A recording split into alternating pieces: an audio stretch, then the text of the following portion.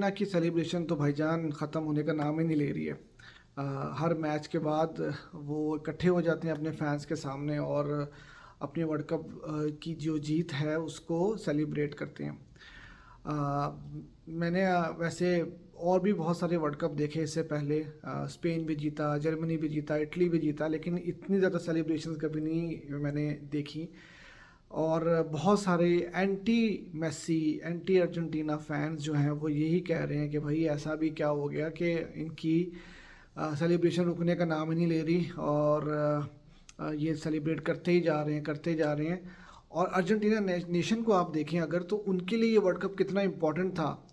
इतना important world cup उनके लिए रहा और कितनी शिद्दत से वो इंतज़ार कर रहे थे इस जीत का, कितने सालों से, 36 साल से। लास्ट टाइम मेक्सिको में मैराडोना ने जब वर्ल्ड कप की ट्रॉफी उठाई थी, उसके बाद से अब 2022 में मेसी ने वर्ल्ड कप ट्रॉफी उठाई और उनकी जो नेशन है वो इस सेलिब्रेशन को ख़त्म करने का नाम ही नहीं ले रही। तकरीबन 4 महीने होने लगे हैं। मुझे याद है 18 दिसंबर को फाइनल था और अब तो मार्च भी ख़त्म होने पे आया, लेकिन सेलिब्रेशंस जो हैं वो चली जा रही हैं, चली जा रही हैं। जहाँ पर भी जाते हैं मेसी, रेस्टोरेंट में उनको घेर लिया जाता है, स्टेडियम में उनको ज़बरदस्त वेलकम मिलता है और कॉन्मेबोल की तरफ से भी उनको एक ज़बरदस्त किस्म का जो है वो रिसेप्शन मिला था। तो ये तो रुकने का नाम नहीं ले रहे और अब इंटरनेशनल ब्रेक भी ख़त्म हो गई। शुक्र है इंटरनेशनल ब्रेक ख़त्म हुई, क्योंकि मैं तो बोर हो गया था जब वर्ल्ड कप ख़त्म हुआ। तो उसके बाद क्लब फुटबॉल में वापसी का दिल नहीं कर रहा था। क्लब फुटबॉल बोरिंग लग रही थी। शुरू के फुटबॉल के क्लब के मैचेस जो थे वो इतने कोई मज़ा नहीं आया था, लेकिन आहिस्ता आहिस्ता बिल्डअप हुआ और बिल्डअप होने के बाद जो है वो क्लब फुटबॉल में इंटरेस्ट डेवलप होना शुरू हो गया था। सिर्फ मेरा नहीं, काफ़ी सारे फैंस का यही हाल था। अब जब लीग्स जो हैं वो बड़ी एक क्रूशल मोमेंट पर आकर रुकी हैं, तो इंटरनेशनल ब्रेक आ गई और देखा जाए तो अर्जेंटीना या ब्राज़ील को तो ये ब्रेक्स जो हैं वो इतनी कोई उनके लिए इम्पोर्टेंट नहीं थी, क्योंकि उन्होंने फ्रेंडली मैचेस ही खेले हैं। और बाकी जो यूरोपियन टीम्स थी उनके लिए इम्पोर्टेंट थी, क्योंकि वो क्वालिफिकेशन राउंड खेल रहे थे। और अभी स्पेन और स्कॉटलैंड का मैच भी जो है वो काफ़ी बड़ा अपसेट हुआ है। स्कॉटलैंड ने 2-0 से हराया है स्पेन को। तो ये तो सारी जो बात थी वो इंटरनेशनल ब्रेक्स के हवाले से थी। और दूसरा ये है कि भाईजान 7-0 से जो है वो अर्जेंटीना ने हरा दिया है कोकोआओ कर, मतलब जो भी नाम है। मैंने जो सच्ची बात है फर्स्ट टाइम ये इस कंट्री का नाम सुना, टीम का नाम सुना। और रोनाल्डो फैंस को जो है एक बहाना मिल गया कि भाई क्योंकि मेसी फैंस जो हैं वो ज़ाहिरी बात है काफ़ी ज़्यादा उनको पिंच करते हैं, तंग करते हैं कि भाई लग्जमबर्ग को हैट्रिक मार दी या लिथुआनिया या वट एवर जो भी नाम है, तो उनके ख़िलाफ़ जो है वो रोनाल्डो ने गोल स्कोर किए हैं। अब क्या कर सकते हैं, मतलब अब उनको मैचेस मिले तो क्या करें, वो खेले ना। तो इसी तरह जो है वो रोनाल्डो फैंस भी इस टाइम पे बात कर रहे हैं कि भाई मेसी ने हैट्रिक किया है इतने सालों बाद, और की भी तो किस टीम के अगेंस्ट। वैसे ये बताता चलूँ कि अगर लग्जमबर्ग के साथ कंपेयर किया जाए तो 86 जो है वो रैंक था इस टीम का जिसके अगेंस्ट मेसी ने हैट्रिक की। अर्जेंटीना की टीम बहुत स्ट्रांग थी, ऑब्वियसली वर्ल्ड चैम्पियन टीम थी, तो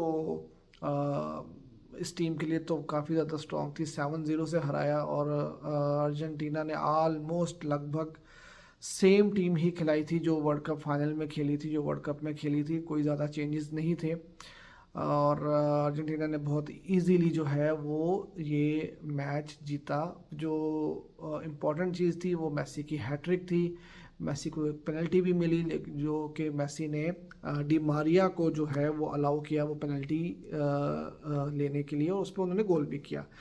मेसी अपने इंटरनेशनल कैरियर में गोल्स की सेंचुरी मुकम्मल कर चुके हैं, 102 गोल हो चुके हैं उनके, और वो फर्स्ट साउथ अमेरिकन प्लेयर हैं जिन्होंने सेंचुरी मुकम्मल की है गोल्स की। बेशक छोटी टीम के अगेंस्ट की है या जो भी आप कहें, हैट्रिक भी है और सेंचुरी भी उनकी कंप्लीट हो गई।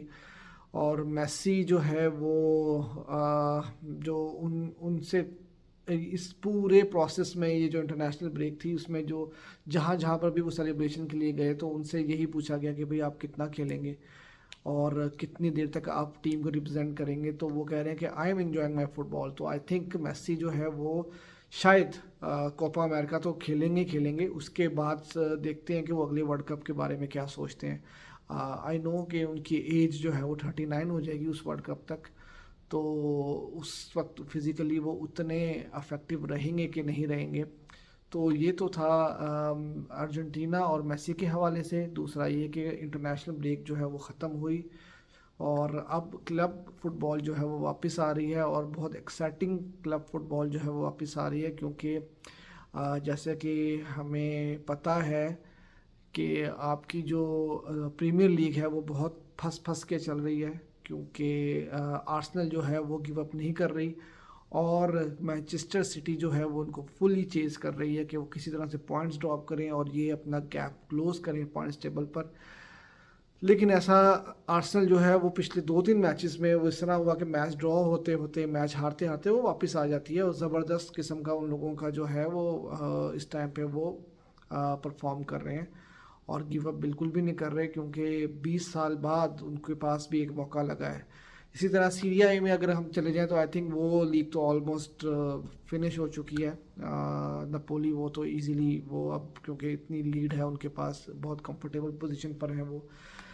बार्सिलोना भी कंफर्टेबल पोजीशन पे है 12 पॉइंट्स के साथ, लेकिन बार्सिलोना का जो है वो, क्योंकि मैं खुद बार्सिलोना फ़ैन हूँ, तो इसलिए मैं कंफर्टेबल नहीं हूँ अभी भी, क्योंकि इतने सालों बाद जो है वो हम लीग की ट्रॉफ़ी जो है वो उठाने जा रहे हैं। तो जब तक हम लोग ट्रॉफ़ी पूरे दोनों हाथ ट्रॉफ़ी के पर नहीं रख लेते, तो तब तक जो है वो मैं कंफर्टेबल नहीं होऊंगा।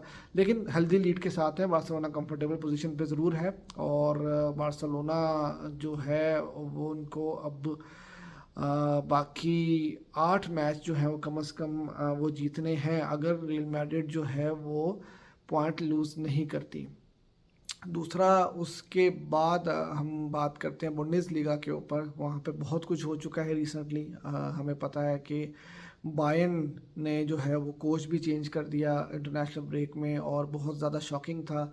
टुचेल आए हैं और पहला ही मैच उनको खेलना है डॉर्टमुंड के अगेंस्ट, और बायर्न जो है वो चेज़ कर रही है डॉर्टमुंड को, और उनके लिए मैच बहुत इंपॉर्टेंट होगा।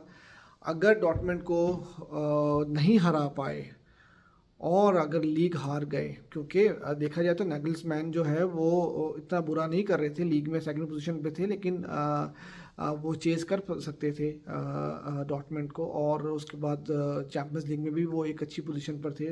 मैनचेस्टर सिटी के साथ उनका ड्रॉ आया था। तो ये सिचुएशन है, अगर टुचेल नहीं लीग जीत पाते तो क्या बायर्न का बोर्ड जो है वो रिग्रेट करेगा कि इस क्रूशल मोमेंट पर उन्होंने जो है वो अपना कोच चेंज किया। तो ये सिचुएशन है।